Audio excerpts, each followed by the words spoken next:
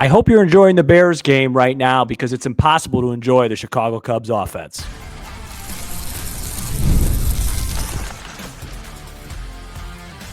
You are Locked On Cubs, your daily Chicago Cubs podcast, part of the Locked On Podcast Network, your team every day.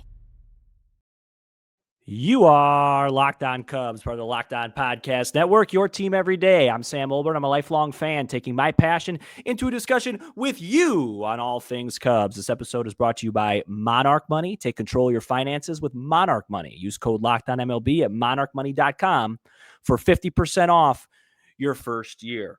Later on the show, Matt will join me. We pre-recorded the last two segments of this episode, so we're going to talk about how important it is for the Cubs to secure the top wildcard spot, some home field advantage stuff. We did, how many wins is it going to take? Some fun trivia. He asked me a bunch of trivia questions, so stay tuned for that. I am opening this show after another lifeless, dismal offensive performance. The Cubs fell to the Braves 4-1 Monday night at Truist Park.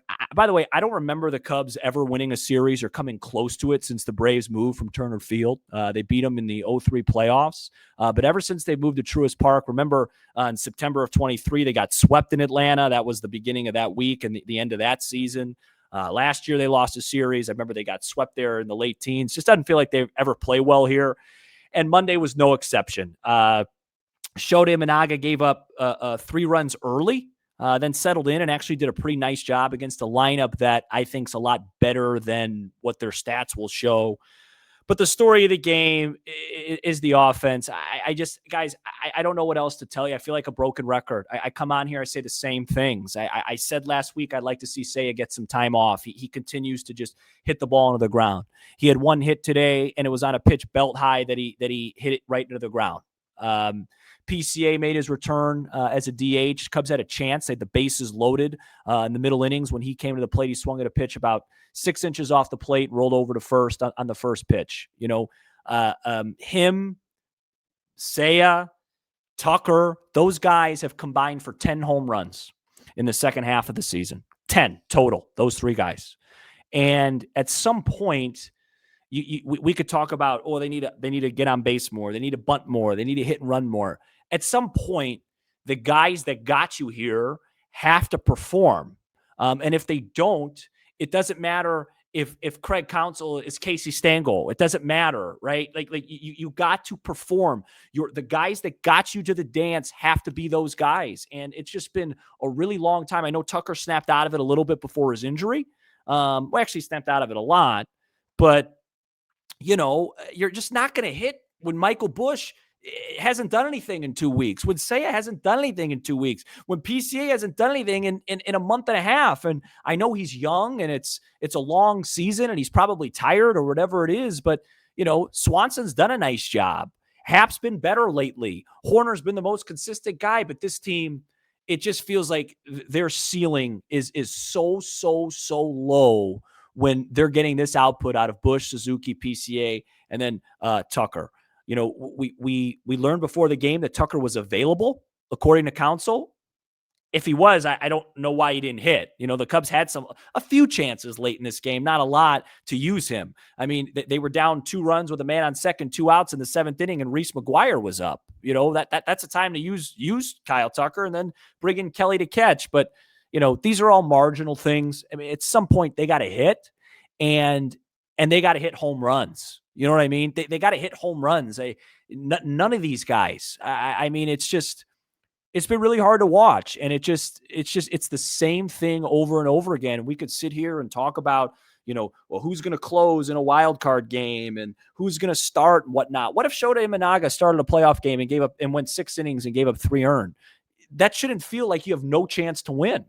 And it's really challenging for your pitching staff. It's really challenging for your defense. It's really challenging for your relievers. It's really challenging for your manager when every time you get down 2 or 3 runs, it feels like the game's over.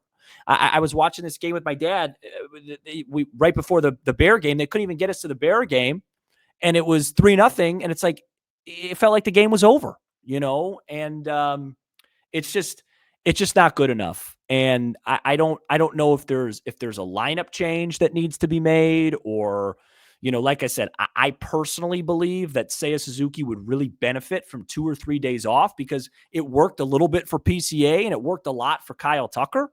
So they could definitely try going that route. But, I'm starting to get a little bit concerned. And as we talked about yesterday, when you look over to the standings, I mean, one of the reasons why, the Cubs are in a really good place in terms of the playoffs, it has nothing to do with their own success. It's just, the other teams are losing. The Mets lost again tonight. Colorado and the Reds, San Diego and the Reds just started tonight. We'll see how that goes. But I mean, they've just been a 500 team here. As Matt and I are going to talk about a little later on, they're now, a 500 or so team for 3 months, 3 months of the season. And it's just, it feels like those first 2 months right now are as much of an aberration as the 2 months last year were when they were terrible, or the year before when the one really bad month was. At some point you just have to start stacking up some wins and playing better baseball. And it's just been, I think the word to describe it is malaise. It's just a malaise. It's just they're just going through the motions. They had a little bit of life when they won that series against Milwaukee, and they won that series before against Pittsburgh, and they swept Anaheim, and it was like, all right, here we go.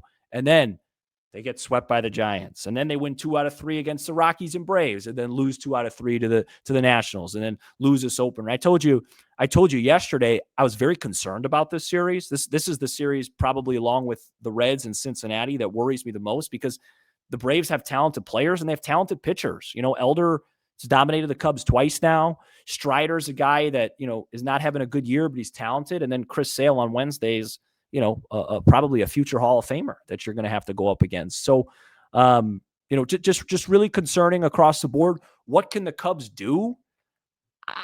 If Tucker isn't going to play anytime soon, maybe you IL him, bring up Casey, bring up Ballesteros, bring up one of these kids, because that's what really felt like it ignited something earlier in that Brewers series when Casey came up and got some base hits, and just they look void. And I know this is a lazy comment, because when you in baseball, when you're not hitting, you're always going to look lethargic. But they really look like they got no energy and no life, and it's just like they're going through the motions. And I got to tell you, I'm just getting a little bit tired about, let's see what happens. Let's get to the playoffs and let's do this. This isn't basketball. You can't just snap your fingers and turn it on and you have a 7-game series. 1 3-game series. I don't know if it's going to magically turn around. I think there needs to be some life. I think there needs to be some spark heading into October, and I don't know where they're going to find it. Usually most of this year when they've needed it, they've gone to Pete, and Pete's, it's just not happening right now. He's getting good pitches to hit. He's not hitting them. And, I don't know, maybe it's a young kid. They need a leadership. They need something, just something to go here, because, they're very fortunate. Let's just put it like that. They're very fortunate that they're in such a great spot to be in the postseason, because they have not played like a surefire postseason team since the end of May. And, it's almost mid-September. And so, that's a really, really long time. Some other highlights, lowlights from this game. Aaron Savali came in. He did okay. Gave up a homer to Olsen. Horner had a double. Shaw had a sac fly. Swanson stole a base. I mean, there's just not a whole lot here when you go 5 for 31 as a team with 1 extra base hit. Where is the power? There's no wind blowing in excuse anymore at Wrigley Field. This team needs to start hitting again and hitting homers again, and having their high-level best players perform, or else it's going to be a very, very short stay in October. We talk about getting to October and how important it is to seal that first wild card spot if they could do it with Matt. And we're going to talk about that coming up next. This episode is brought to you by Game Time. There's nothing like catching a baseball game live. The energy, the crowd, the chance to see your team in person. But actually getting tickets, that's the tough part. Queues, login screens, surprise fees, it takes all the fun out of it. That's why I use Game Time, the app that gives the advantage back to fans. Game Time is fast, easy, and backed by the Game Time guarantee. You always get 100% authentic tickets delivered on time and at the best price. Plus, all fees are included, so the price you see is the price you pay. I've used Game Time for every Cub game that I've been to. It's the best. You get tickets right away. You could literally wait up to first pitch. The prices go down. Fees are included. Know your total up front with no surprise fees at checkout. So download the Game Time app, create an account, and use code LOCKEDONMLB for $20 off your first purchase. Terms apply. Again, that's promo code LOCKEDOMLB. for $20 off. Swipe, tap, ticket, go. Download Game Time today. Shout out to the everydayers. And you become a Locked On Cubs everydayer by joining us for every episode throughout the week. And every episode throughout the week in the regular season formation is now less than 3 weeks worth of games, which is sort of unbelievable. There's only 18 games remaining entering Monday's action. The Cubs are in the top wild card spot, 3 games up on the Padres, 5 games up on the Mets. Also, the Padres are only 1 game back of the Dodgers for first place in the NL West. Cubs have a 99% chance to make the postseason. They've been in a postseason spot since literally the 10th game of the year. But, Sam, it feels different right now. It feels a little weird considering the Cubs are 42-39 since June 6th, considering the Cubs are 22-23 since July 20th. But the Cubs do hold the top wild card spot right now. And as we break down these final 19 games as well as a final win prediction, I do think the chances are good they hold that spot despite their average malaise now dating 3 months. I thought it was 43-38 since June 6th. I must have missed a game. I must have called a game wrong because I tweeted that yesterday. Yeah, 42-39. Wow. Well, that's disappointing. I might have to delete that tweet. Well, 22-23 since those first 2 games after the break. I share your optimism. I think we'll have a much better idea, though, after this week because or these 3 games in Atlanta, because I think these games are tough. Strider, right. Elder, Sale, those are 3. I know they don't have great numbers this year besides Sale, who's been hurt, but those are tough customers. Glad to see you back, by the way. Yeah. It's just, I talked about this yesterday. It's just a really weird season. And you called it the weirdest in your fandom. Well, weirdest good. Like, right. Meaning usually when you have a good team, you're having a blast. Like I remember, and maybe this is just selective, the opposite of recency bias and just looking back at things. I tend to look back at things better than I do in like the present. But like that 03 team, they won 88 games, but I remember just bouncing back and forth. It was so excited and there was just so much buzz around them. And you thought they were going to beat the Marlins, where this team is going to win more than 88 games. And it's just been a really weird year. And I think, to be honest, what you said about their record since June 6th, that summarizes it. They've been bad. Not bad. That's not the right word. They have been okay for 3 months. Yeah, long time. So it's just hard to get super pumped up and excited about a team that's just been average for 3 months. But if you look at the 2023 Rangers, they finished the year really poorly and they got hot at the right time. Matt, I want to just say something before I swing it back to you. Because 42-39 also is conveniently exactly 50% of the year. Exactly. And that's an 84-win team. I'm just looking at the Padres. Okay, so the Padres are 26-19 in their division, right. And the Cubs are 24-18. So it's really, really close. Yeah. Unfortunate, because folks. I haven't looked at that since the last time we did it on the air. Folks, for those that don't know, The tiebreaker between the Cubs and Padres would be head-to-head. They split the season series 3-3. The next tiebreaker is intra-division record. The problem is the Padres have a 4-game series at home against the Rockies left. Ooh. So my guess is the Cubs will not get that tiebreaker, and they will have to finish a game ahead of San Diego. Go ahead.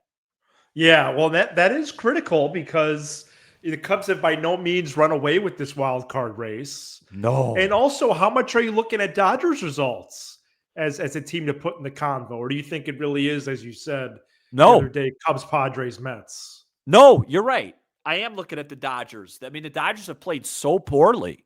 They absolutely are in the conversation. I don't believe they have any games left with the Padres. I know they play the Rockies this week at home. I mean, it's just ridiculous. Those are like free wins. Yeah. So, they got an interesting schedule the rest of the way, the Dodgers. They really do. They play Rockies at home for 3, but then they go on road Giants, at home Philly, at home Giants, at Arizona, at Seattle. So that's a tough schedule. So as I've been thinking about this throughout the day, and thanks, Sam, for covering me, as I'm under the weather. And well, you're not. You're feeling better now. Also during the first segment tonight. Hopefully it's a good segment. Hopefully it's a win. We're kind of in this time warp right now. Uh-huh. Also, we're in this time warp before the Bears kick off their season. Anyway, if the Bears win and the Cubs lose, I'll be opening the show with Bear Down. Go ahead. I just used one of your comedic cues. Anyway, yeah. But I really think the Sunday, the game 162 for me should be a spring training game. And so after tonight, to me, the Cubs really only have 17 games left. Well, I hope it doesn't matter. Well, right, and you would like only really that Friday game 160 to be the last real game, if possible. But let's meet in the middle on my own theory, and say that game 161 is the last regular game, right? No, this thing could come down to the last game with the way they're playing. I don't know. Well, I know, but I'm just trying to map this out so we don't have to get there. Okay, go ahead. That's what I'm trying to do. I'm sorry. No, I'm sorry. It's my fault. So in this scenario, game 161 is the final regular game. Mm-hmm. I understand what you're doing now. I apologize. Okay. Because this Cubs team needs that couple days off. Okay, as we've seen. They can't be playing to 162. If anything, they could use that whole series, Friday, Saturday, and Sunday. Yeah, the Cardinals coming to town. I don't think you would disagree with that. No.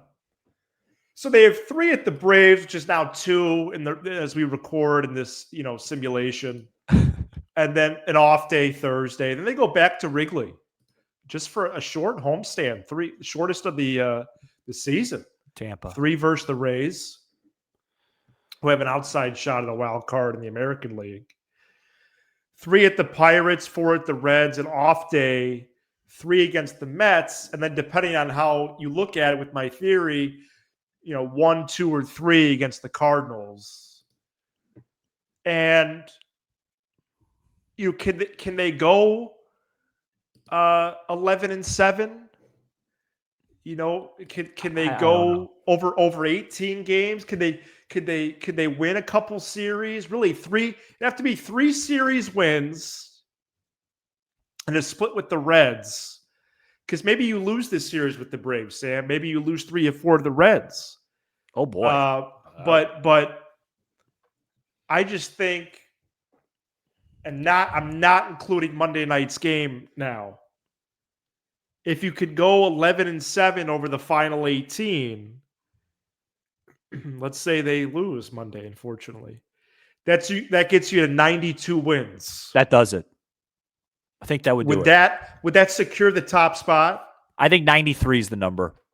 All right, we talk about that win total. If that secures the top spot right after this.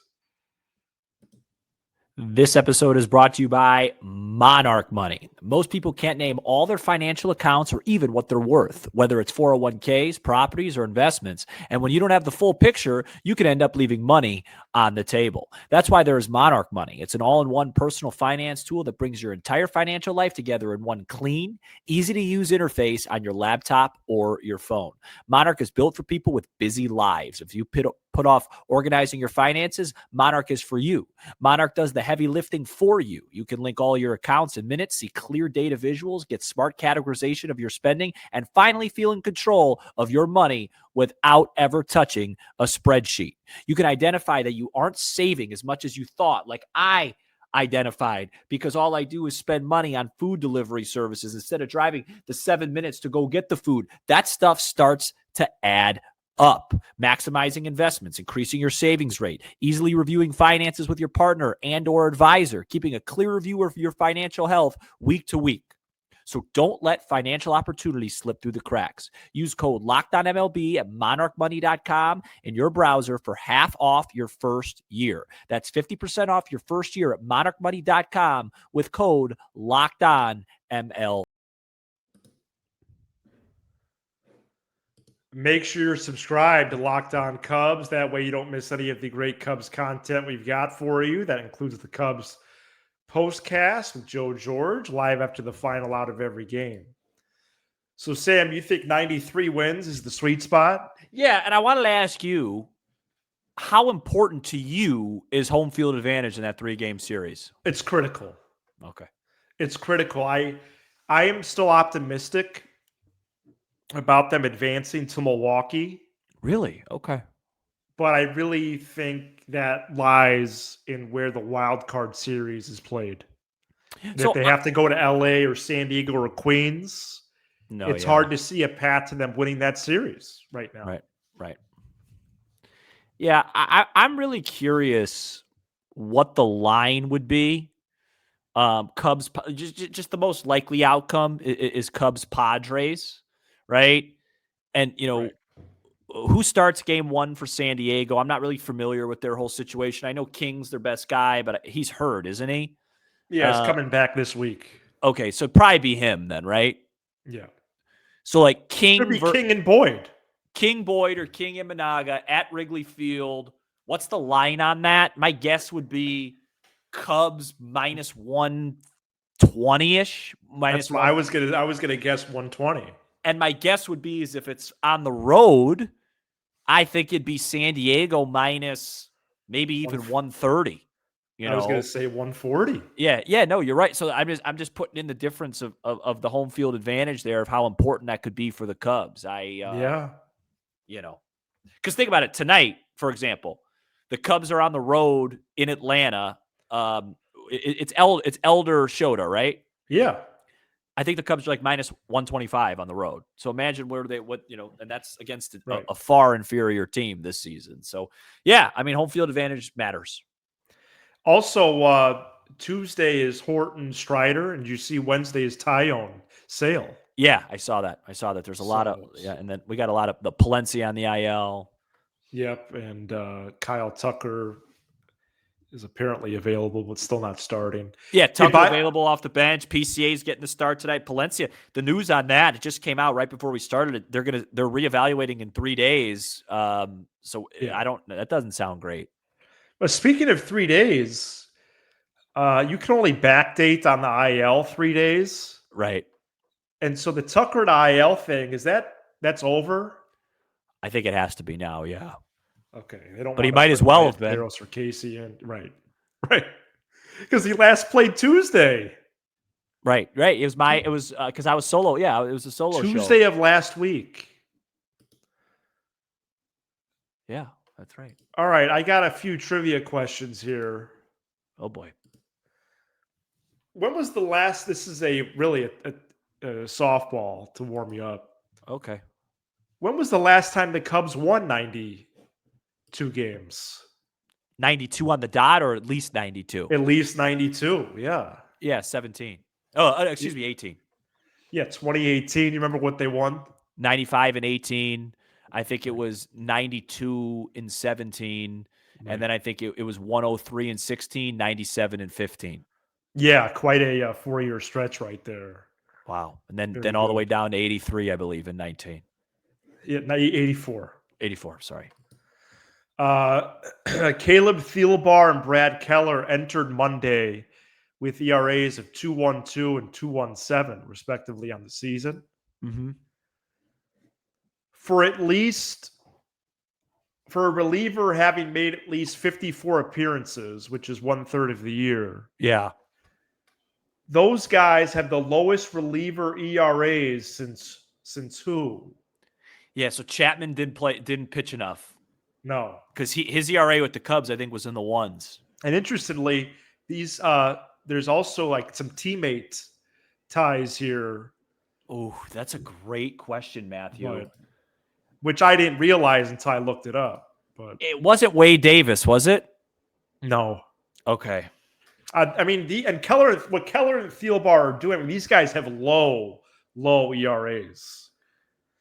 But a hint is the stretch that we just discussed, the win totals. Okay. Which it seemed like you're already trending that way. That's where I was trending. Went with Davis, and I was wrong. Rondon? Wow. No, I'm wrong. No, Stroke? you got it right. Oh, it's Rondon. Okay. Hector Rondon, 167. In 2015. Yeah. Because 2015, he was crazy. He Cubs closed out that Cardinal series. The Cubs had another reliever that started with a 1 in 2015. Trevor Cahill.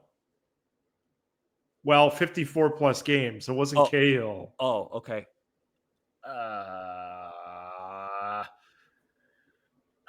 should know this. Pedro Strop, you mentioned, he had a 2.26 ERA in 2018. I should know this. Who?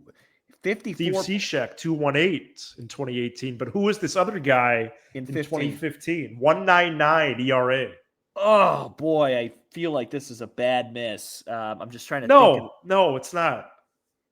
It's a tough one. I remember, okay, I'm just trying to go all the way there, but I'm usually pretty good with the relievers. I'm just trying to think of those Cardinals games and who came in.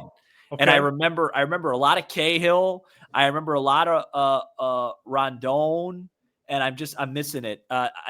Who is it? Or give me a hint. You could just tell me. Yeah, you can just tell me. Justin Grimm. I would never have gotten that. Okay. I do not have fond memories of Justin Grimm, and I'm quite shocked that that's the answer. This is Locked On Cubs, part of the Locked On. Oh, that's it? I thought you had 3. Oh, I did. Do you want the next one? Yeah, I thought you were going to do a little Cubs Braves. You know? Oh, no, I'm sorry. I didn't think of that. Jeff Blauser was a Cub and a Brave. Do you know who the Cubs leader is in opposite field? So Kyle Tucker hit that opposite field homer last week at Wrigley. Yes. Mm-hmm. Do you know the StatCast era is only 10 years, 2015? Oh, great question. This is Do you know who has the most Oppo shots for the Cubs since 2015? Total? At Wrigley? Yeah. Ian Happ. Well, he's the great guess. He is the Cubs' active leader, but there's 2 players that have more. Schwarber? That's correct. And he's number 1, and number 2 is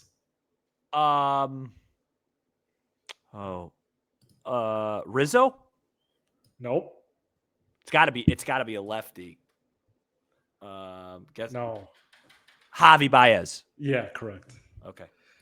This is Locked On Cubs, part of the Locked On Podcast Network, your team every day. For your second listen, check out the all-new Locked On MLB Game Night. Every game, every night, all season long. Get local analysis on a national scale.